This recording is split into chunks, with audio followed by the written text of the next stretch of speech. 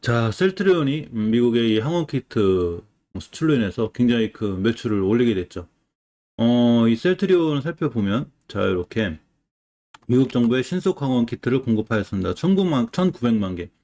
금액으로는 6억 2천만 불 규모의 작년 영업이익을 상회합니다. 그래서 뉴스토마토, 이 동지훈 기자님의 글을 잠깐 볼 건데, 자, 셀트리온이 미국 정부와 코로나19 신속 항원 검사 키트 구매 계약을 체결했습니다. 로이터 통신에 따르면 미국 정부는 에보트, 셀트리온과 코로나19 신속 항원 검사 키트 구매 계약을 체결했는데, 자, 에보트로부터 1억 6,800만 개, 그 셀트리온과는 최소 1,900만 개 구매 계약을 체결했고, 금액으로 계약금으로 따지면 6억 2,600만 달러, 약 7,411억 원, 대단한 거죠.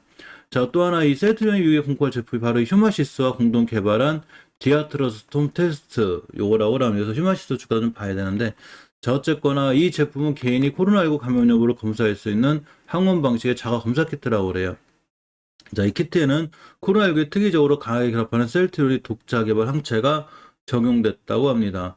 자, 이번 구매 계약이 얼마나 좋은 잭팟이냐면, 셀트리온이 지난해 영업이익을 모두 상회하는 금액을 손에 쥐게 된 거죠. 이 수출 하나로다가. 그래서 작년 셀트리온 영업이익이 7,121억 원인데, 대단한 거죠, 지금. 자, 그래서 미국 정부와 두 회사 간의 계약이 바로 조 바이든 행정부의 코로나19 신속 항원 검사키트 도입 계획에 따라서 이렇게 이루어졌다고 합니다. 셀트리온의 영업이익이라든가 매출이 확실히 올해 하반기에는 뭔가 셀트리온이 상당히 좀 좋아질 수 있는 여건이 되지 않나 이렇게 생각해 봅니다. 제가 셀트리온 하반기에 이제 이 합병에 대한 이슈도 있고 그래서 나름 좀 좋아 보여요. 자, 이 삼바이가 좀 있는데 삼성바이오로직스하고 우리나라 두 제약계 건물이죠. 삼성바이오로직스하고 셀트리온을 보려고 합니다. 자, 삼성바이오로직스가 이렇게 CDMO 한우물을 파고 셀트리온을 신약 도전하고 이런 얘기가 있습니다. 이 코로나19 이에 우리나라나 전 세계적으로 가장 주목받는 사람이 바로 바이오죠. 화이자 매출이 뭐 어마어마하죠. 지금 모더나도 그렇고 뭐 이건 뭐 예전에 있던 제약사들이 아니죠, 지금.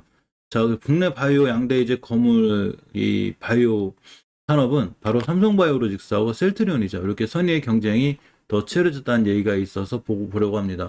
자, 삼성바이오로직스가 2년 연속 1조 클럽 가입을 코앞에 뒀고 올해 상반기 매출이 전년 동기 대비 30% 증가했죠. 대단하죠. 사실 화이자나 모더나의 성장한 거에 비하면 좀 약하지만 그래도 우리나라는 이제 CMO 업체, CDMO 이런 거에 많이 집중하고 있기 때문에 이 정도 대단한 건데 어쨌거나 더 커갔으면 좋겠습니다. 지난해 같은 기간들이 30% 이상 증가한 규모로 반기 기준 역대 최고 매출이죠. 자, 분기마다 아주 최고 매출을 갈아치우고 있고 올해 매출이 1조 5천억 원 돌파가 예상되는 게 바로 삼성바이오로직스고 영업이익도 67% 증가한 2,411억 원을 기록했습니다. 대단합니다. 특히 올해 5월에 모더나의 메신저 리브액상 코로나19 백신 완제의약품 DP 요 계약을 체결했죠. 네, 삼바는 삼성바이오로직스 삼바라고 부를게요. 세계 최대 규모의 생산 능력을 강점으로 내세워 적극적인 수주에 나서면서 공장 가동률도 다시 높아졌습니다.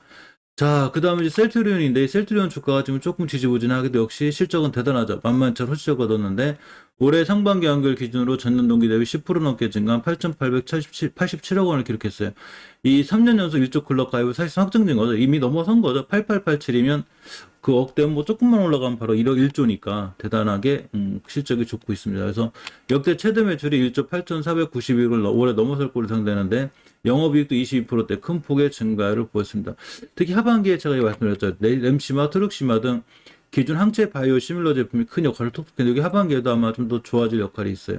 자, 이 제품이 유럽 자가면역 질환 치료제와 항암제 시장에서 안정적 점유율을 보이고 있죠. 자, 의약품 시장 조사 기관 IQVIA에 따르면 램시마가 올 1분기 유럽에서 51.8%에 넘는 점유율을 보였습니다. 대단한 거죠. 자, 허즈만은 일본에서 특히 거의 뭐 1등? 이 정도로 자리 잡고 있고, 유럽 시장 점유율도 역시 허즈만의 1위로 이렇게 자리매김하는 굉장히 뛰어난 실적을 거두고 있습니다. 우리나라 기업들이라 어쩌고 자랑스럽죠. 근데 약간 삼성바이오로직스는 저거 방금 잘 올라왔는데 사실 셀트리온 주가는 보시면 알죠. 올라가다가 지금 약간 바닥에서 이 박스권에 갇힌 이런 형태가 되어 있습니다. 이 셀트리온 삼성바이오로직스 두 개 매출을 보면 대단하죠. 이렇게 2020년, 21년. 2020년도에 토탈 이건데 21년도 지금 상반기 이제 3분기인데 이거죠. 그러니까 이거 무조건 넘어선다고 보는 거죠. 대단합니다. R&D 비용이 이제 이 기술 개발 비용인데 삼성바이오로직스에 비해서 확실히 셀트리온이 엄청난 비용을 투자하고 있죠. 그만큼 앞으로 제약바이오사에 조금 더 길이 남을 수 있는 이런 회사가 될 수 있는 확률이 있습니다. 셀트리온은 이제 이 그 바이오시밀러, 그러니까 글로벌 제약사가 개발한 바이오 의약품을 복제품을 만드는 거죠. 자, 쉽게 말해서 특허가 반려된 오리지널 의약품 복제약을 저렴하게 생산해서 판매하는 사업 모델인데, 상당히 뛰어난 기술력이 있습니다. 이 삼성바이오로직스의 CMO 누적 수주 금액이 이렇게 늘어나고 있죠. 지금 특히 모더나 계약하면 더 올라가고, 셀트리온을 레키로나가 이제 가장 강력한 무기가 되는데, 국내 처방 주의도 늘어나고, 얼마 전에 또 허가 범위가 늘어났죠. 그러면서 아마 이 추세는 더 늘어날 걸로 보이고, 미국, 유럽, 여기 또 새로운 시장 진출까지 있습니다. 자, 셀트리온은 신약 개발에 방점을 두고 있습니다. 그래서 이 삼성 바이오로직스는 이 CDMO, 요 CDMO 시장이 확대되기 때문에 여기에 이제 방점을 두고 있는데, 자, 셀트리온 이렇게 신약 개발에 방점을 두고 있고, 특히 이제 흡입형 치료제 레키로나 여기에 큰 기대를 걸고 있기도 합니다. 이 원래 이제 아까 말씀드린 대로 셀트리온이 기존의 바이오시밀러 중심 사업이었었는데, 요 신약 개발을 비롯한 새로운 수익 창출 모델에 나서고 있죠. 아까 말씀드린 대로 자체 기술력으로 도전한 바로 레키로나가 가장 상징적이죠. 자, 레키로나가 지난 2월 식약처 조건 보고를 받으면서 셀트리온은 2002년 회사 설립 이후에 19년 만에 첫 신약을 보유하게 됐는데, 이게 바로 얼마 전에 이 여기 나온 그 조건 보고가 없어진 거죠. 조건 보고가 없애고, 자, 우리 허가 범위 넓혀줘. 이거 허가 범위 넓혀지고 이렇게 굉장히 좋은 상황이 되고 있습니다. 단지 이제 셀트리온의 지배 구조가 조금 복잡해서 요거 좀 하려고 하고 있죠. 자, 셀트리온 홀딩스가 합병 3사 체제를 완성시켰는데, 셀트리온 헬스케어 홀딩스, 셀트리온 스킨케어를 합병하였습니다. 앞으로 상장 3사, 즉 셀트리온, 셀트리온 제약, 셀트리온 헬스케어 이 3사 합병이 진행될 거예요. 그러면 지배 구조가 굉장히 깔끔해질 겁니다. 물론 이게 주가에 어떤 영향을 미칠지 미리 알 수는 없지만 앞으로 나아가는 방향이 상당히 좋아 보이기는 합니다. 자,